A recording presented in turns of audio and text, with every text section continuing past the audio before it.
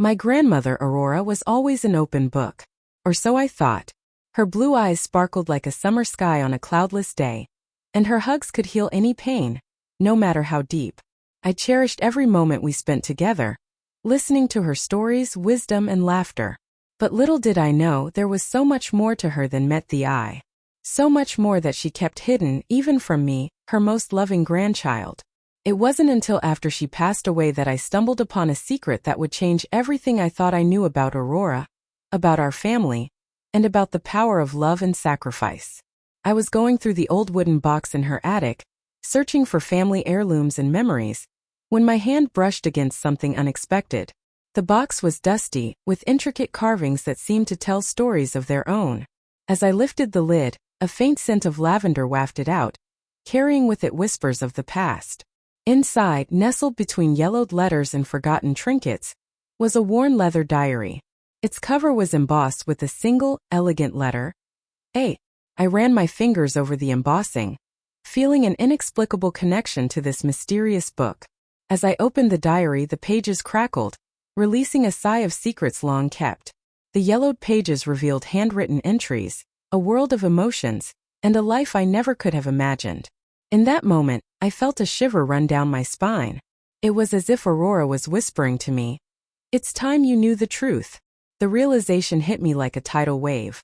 My grandmother, the woman I thought I knew so well, had lived a life full of secrets, of loves, of losses, and of choices that would change the course of our family's history forever.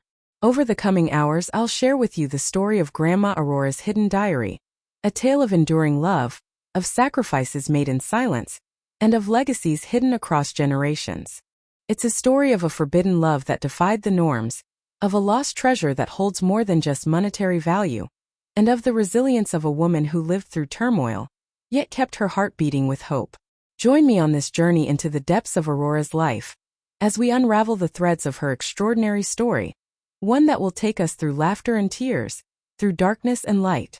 It's a story that promises to redefine what we thought we knew about family, about love, and about the power of the human spirit. In the late 1930s, nestled in the heart of America, lay Willow Creek, a small rural town untouched by the rapid changes sweeping the nation. It was a place where time seemed to stand still, where the air was sweet with the scent of blooming wildflowers, and the sky stretched out in endless blue. Here life was simple, dictated by the rhythms of nature, mornings spent tending to the fields, afternoons at school, and nights under starry skies that seemed to whisper secrets to those who dared to listen.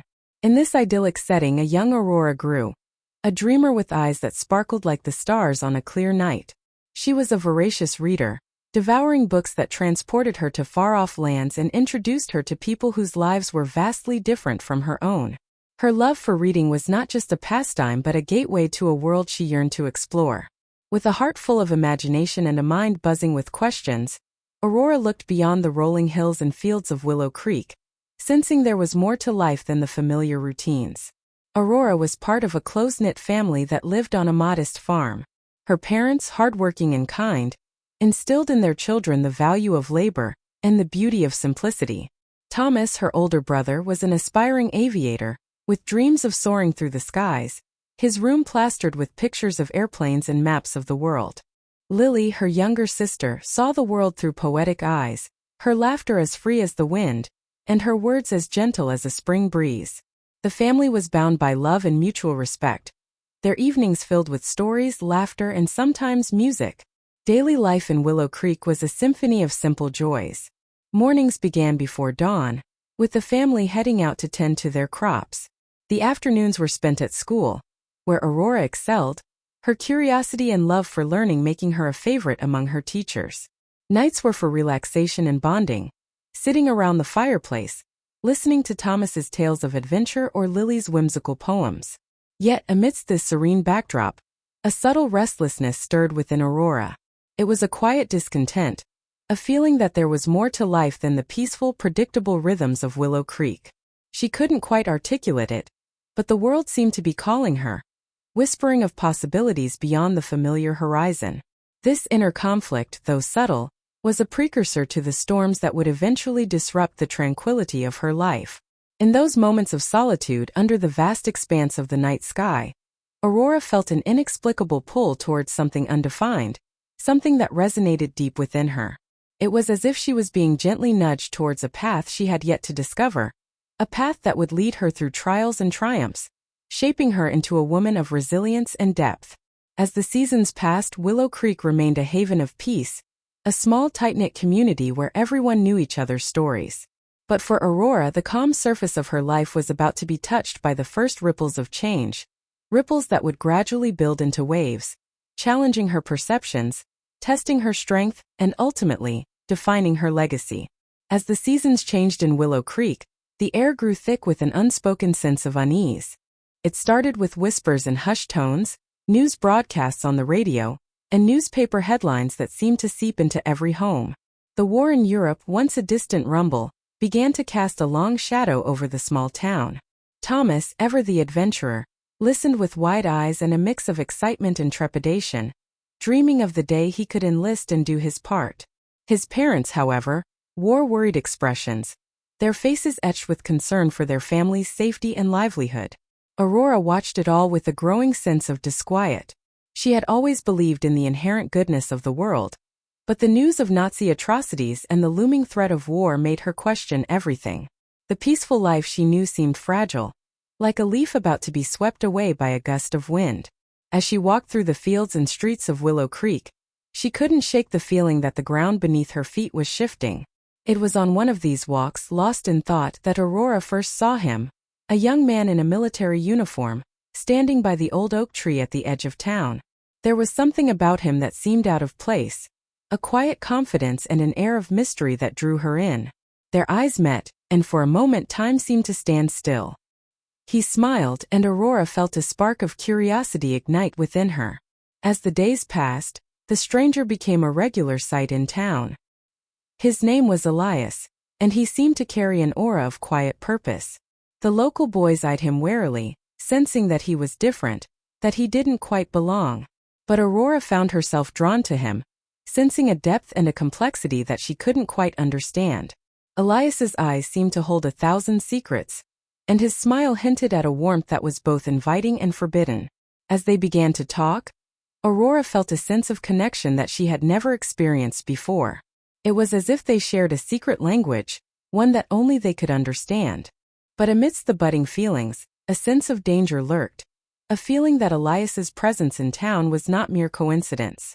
The war was coming, and with it, a tide of change that would sweep through Willow Creek, altering lives forever. Aurora sensed it, felt it in her bones, and yet she couldn't help but be drawn to Elias, to the mystery and the danger that seemed to surround him. As the sun dipped below the horizon, casting long shadows across the town, Aurora knew that her life was about to change in ways she could hardly imagine. And Elias, the stranger in the military uniform, was just the beginning. As the days turned into weeks, Aurora and Elias's secret meetings became more frequent, always under the guise of stolen moments. They'd steal away to the old barn on the outskirts of town, its rustic beams and hayloft providing a sanctuary from prying eyes. The air was thick with the scent of fresh hay and the soft rustle of mice scurrying through the shadows. It was there, amidst the golden light filtering through the barn's weathered boards, that they'd find solace in each other's company. Their whispers were laced with laughter, their hands brushing against each other, sending shivers down their spines. Aurora's heart swelled with every glance, every touch. Elias, with his piercing blue eyes and sharp jawline, had awakened a sense of longing within her. As they talked, she'd learn about his dreams, his fears, and the weight of his secrets. He spoke of his work, of the importance of his mission, but never of the details. Aurora didn't pry, sensing the danger that lurked beneath the surface. One evening, as they sat together on a bale of hay, Elias's expression turned somber. He took a deep breath, his eyes locking onto hers. "Aurora, I need to tell you something," he said, his voice low and urgent. "I'm not who you think I am. I'm a German scientist, a deserter. I've been hiding in plain sight, trying to prevent something catastrophic from happening." He paused, studying her reaction. Aurora's mind reeled, but she saw the sincerity in his eyes, the desperation. "What are you trying to prevent?" she asked, her voice barely above a whisper. Elias hesitated before speaking. "There's an artifact, a powerful encryption device. If it falls into the wrong hands, it could change the course of the war. I've been searching for it, trying to keep it out of Nazi hands. He pulled out a small, intricately carved wooden box from his pocket and opened it, revealing a series of complex symbols etched onto a small piece of paper. Aurora's eyes widened as she took in the information. She felt a surge of fear, mixed with a sense of purpose. She knew she had to help him. Together they began to search for the artifact, scouring the town, talking to locals and gathering clues. It wasn't until they stumbled upon an old cryptic map that they discovered the artifact's hiding place, an ancient labyrinth beneath the town's old church.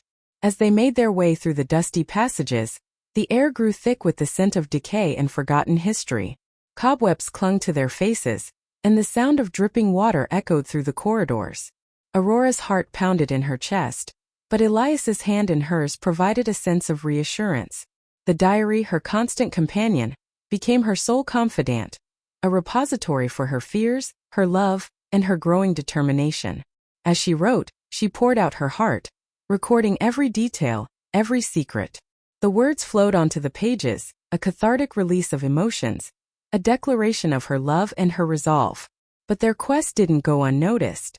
Nazi agents disguised as civilians began to appear in Willow Creek, their eyes scanning the streets, searching for Elias and the artifact. The atmosphere grew tense, the once peaceful town now a hotbed of paranoia and suspicion. Aurora felt the noose tightening, the danger escalating. She knew she had to make a choice. Protect her love, her family, or her town. The stakes had never been higher. As they navigated the treacherous landscape, Aurora's transformation began. She evolved from a passive observer to an active participant, her courage and resourcefulness growing with each passing day. The diary chronicled her journey, a testament to the power of love and sacrifice in the face of overwhelming odds. And as the shadows deepened, Aurora knew she'd do whatever it took to protect Elias, the artifact, and the love they'd forged in secret. As they navigated the narrow, winding passages of the underground labyrinth, the air grew thick with anticipation. Aurora's heart pounded in her chest, her senses heightened as she followed Elias through the darkness. The sound of dripping water echoed off the stone walls, and the faint scent of damp earth filled her nostrils. They had been searching for what felt like hours, and finally they were close. Elias stopped abruptly, his eyes fixed on a section of the wall. Aurora moved closer, her hand on his arm, and together they examined the intricate carvings. A soft click, and the wall slid open, revealing a small chamber. Inside, on a pedestal of black stone, lay the artifact, a small ornate box with a strange symbol etched onto its lid. Aurora's breath caught as Elias reached out, his hand trembling with excitement. But before he could claim the box, a loud noise echoed through the passage, followed by the sound of footsteps, growing louder with each passing moment. Nazi agents, their faces twisted with malice, emerged from the shadows, guns drawn. The air was electric with tension as Elias pushed Aurora behind him. "Go back," he whispered, his eyes locked on the agents. But Aurora stood her ground, her knowledge of the labyrinth guiding her. She pulled Elias's arm, and together they retreated deeper into the passage, the agents hot on their heels. The battle was intense, the sound of gunfire and screams filling the air. Aurora dodged and weaved, using her familiarity with the labyrinth to evade the agents. Elias fought bravely, but he was wounded, his movements slowing. Aurora's heart was racing, her mind focused on escape. In a final desperate bid to save her, Elias pushed Aurora toward the exit. "Take it," he whispered, his voice strained as he handed her the artifact. "You must keep it safe." Aurora's eyes filled with tears as she looked at Elias, her love for him pouring out like a river. But it was too late. Elias was cornered, his back against the wall. With a look of deep sorrow and resolve, he made his ultimate sacrifice. Aurora screamed, her voice echoing through the passage, as Elias fell to the ground. She fled, the artifact clutched in her hand, her heart shattered into a million pieces. The darkness seemed to close in around her, and she stumbled, her vision blurring. But she kept running, driven by her grief and her determination to honor Elias's sacrifice. As she emerged into the night air, the cool breeze hit her like a slap in the face, snapping her back to reality. Aurora looked down at the artifact, now a symbol of their love and Elias's ultimate sacrifice. She knew that her life would never be the same, that she had been entrusted with a profound mission to keep the artifact safe and to carry on Elias's legacy. The diary, which had been her companion through these tumultuous events, now seemed like a tangible connection to Elias, a reminder of their love and the price he paid. Aurora's eyes welled up with tears as she whispered, "I'll never forget you, Elias. I'll carry you with me always." The weight of her grief and her newfound responsibility settled upon her, and she knew that she would carry this burden for the rest of her life. As I emerged from the labyrinth, the chill of the night air slapped me awake, but it was nothing compared to the frost that had settled in my heart. The rain-soaked streets of Willow Creek were empty and silent, as if they too were mourning the loss of the only person who had ever made me feel truly seen. I stumbled back to my home, my legs trembling beneath me, the weight of the artifact clutched in my hand like a cold, unforgiving stone. My family, oblivious to the turmoil that had just ravaged my world, welcomed me with warm smiles and concerned whispers, but I couldn't shake the feeling of isolation that had settled over me like a shroud. The days that followed were a blur of tears and deception. I played the part of the grieving girl, shocked by Elias's tragic accident, all while secretly carrying the burden of his sacrifice and the artifact's secrets. My parents and siblings noticed the change in me, but I couldn't bring myself to confide in them, not even in my diary, not yet. The pain was too raw, too overwhelming. Instead, I poured my heart onto the pages of Elias's diary, the words spilling out like blood from a wound, a cathartic release that was both agony and solace. As I sat in our dining room surrounded by the familiar comforts of home, I felt like an imposter, trapped in a life that wasn't mine. My family's words of comfort and reassurance only served to deepen my sense of isolation, their concern a painful reminder that I was alone in my grief. I couldn't share with them the weight of Elias's legacy, the responsibility that now rested on my shoulders. The artifact, a small, intricately carved box with a symbol that seemed to hold 1,000 secrets, had become my constant companion, a tangible reminder of the promise I had made to Elias. It was during these sleepless nights, huddled in my room by candlelight, that I began to study the artifact and Elias's notes. The diary became my guide, my confidant, and my solace. I pored over Elias's writings, trying to decipher the mysteries of the artifact, and in doing so, I started to understand the magnitude of his sacrifice. The more I read, the more I realized that I had a choice to make. I could let Elias's sacrifice be in vain, or I could honor his memory by fulfilling his mission. With a newfound sense of purpose, I started to make my way to the local library, seeking out books and resources that could help me unravel the secrets of the artifact. The musty smell of old books and the quiet hum of the library became my sanctuary, a place where I could lose myself in my research and temporarily forget the weight of my grief. As I sat at a wooden desk surrounded by stacks of books, I felt Elias's presence around me, guiding me, urging me to keep going. And so, I began my solitary journey, driven by a nascent resolve to uncover the truth and fulfill Elias's legacy, no matter the cost. As I reflect on Grandma Aurora's life, I see a young woman transformed by grief and determination. After leaving Willow Creek, she settled in a modest apartment in a bustling city, surrounded by the hum of strangers and the wail of sirens. The anonymity was a welcome respite from the prying eyes of her hometown, where everyone knew her story and the sacrifice Elias made. Aurora threw herself into her research, poring over dusty tomes in libraries and archives, seeking any mention of the artifact or its creator. Elias's diary was her constant companion, guiding her through the labyrinth of codes and ciphers. She spent hours poring over the pages, deciphering notes and symbols, her mind racing with the possibilities. As she learned, Aurora's skills evolved. She became adept at observation, able to pick out subtle details in crowded spaces. She practiced discretion, blending into the background as she gathered information. Her transformation was nothing short of remarkable. From a grieving young woman to a resourceful and capable individual, driven by a sense of purpose. The artifact she discovered was more than a simple encryption device. It was a powerful tool for intelligence, capable of deciphering enemy codes and predicting strategic movements. Aurora's mind reeled as she grasped the implications. This was no ordinary object. It was a game-changer. With her newfound understanding, Aurora became a self-taught agent, navigating the shadows with ease.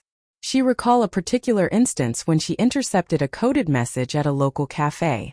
The message, hidden in a seemingly innocuous advertisement, read, "Eclipse protocol engaged. Target coordinates, 43.7232, minus 74.4984. Aurora's heart quickened as she decoded the message, her fingers flying across the page. She knew she had to act swiftly, tracing the coordinates to an abandoned warehouse on the outskirts of town.